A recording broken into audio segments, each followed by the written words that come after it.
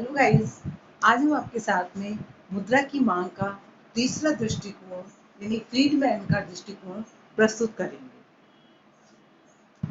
सबसे पहले 1956 में फ्रीडमैन ने अपना ये सिद्धांत प्रस्तुत किया और ये बताया कि मुद्रा की मांग के संबंध में मुद्रावादी दृष्टिकोण अपनाना चाहिए।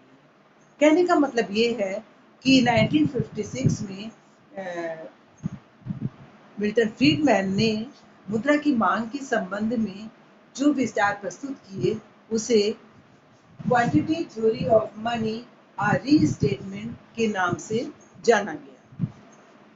अब हम आपको ये बताएंगे कि मिल्टन फ्रीडमैन के मुद्रा के संबंध में क्या विचार थे।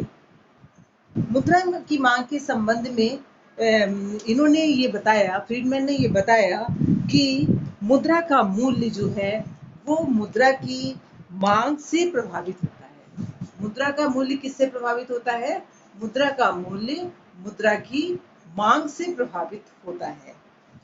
जिस प्रकार किसी वस्तु की मांग उसकी उपयोगिता और उसकी लागत से प्रभावित होती है, ठीक उसी प्रकार से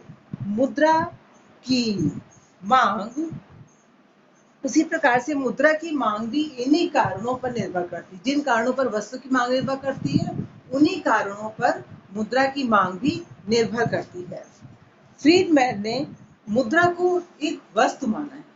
फ्रीडमैन ने बताया है कि जैसे अन्य वस्तुएं होती है, इसी प्रकार से मुद्रा भी एक वस्तु है, लेकिन अंतर इतना है कि इन्होंने मुद्रा के वास्तविक रूप को नहीं देखा है, बल्कि इन्होंने मुद्रा के मौद्रिक स्वरूप पर ध्यान दिया है। वास्तविक स्वरूप पे नहीं, बल्कि मौद्रिक स्वरूप पर ध्यान केंद्रित किया है।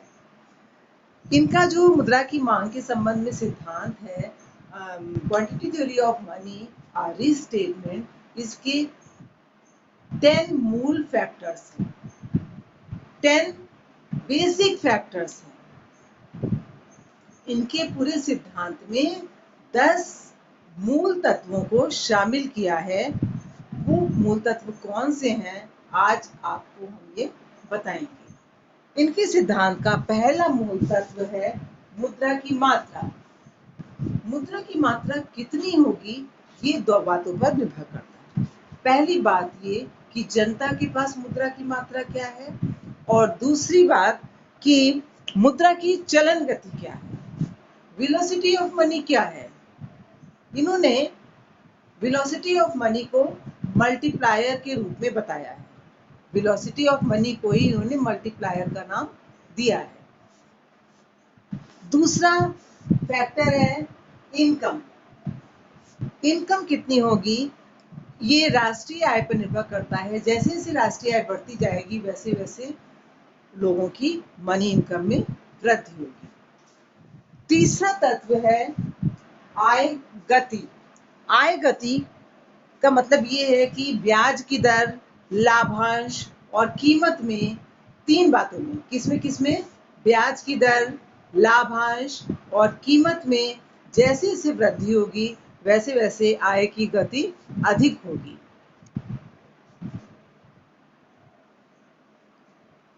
चौथा तत्व है मुद्रा तथा उपभोग।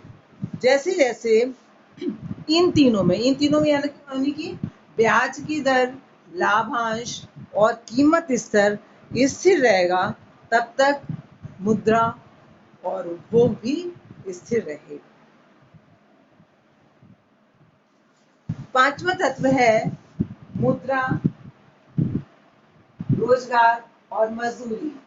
रोजगार और मजदूरी में जैसे जैसे वृद्धि होगी, वैसे वैसे मुद्रा की पूर्ति भी बढ़ती जाएगी। नेक्स्ट फैक्टर यानी कि सिक्स फैक्टर है मुद्रा की मांग तथा प्रभावपूर्ण मांग। जैसे जैसे प्रभावपूर्ण मांग में वृद्धि होगी, वैसे वैसे मुद्रा की मात्रा में वृद्धि होगी। कहने का मतलब है कि जैसे जैसे प्रभावपूर्ण मांग बढ़ेगी, वैसे वैसे मुद्रा की मांग भी बढ़ेगी। या ये भी आप कह सकते हैं कि मुद्रा की मांग बढ़ने के साथ साथ प्रभावपूर्ण मांग में वृद्धि होती है। फिर नेक्स्ट फैक्टर है मुद्रा की पूर्ति में निश्चित दर पर वृद्धि, यानी कि सरकार मुद्रा की पूर्ति में वृद्धि करती है। इसमें कोई दो राय नहीं है।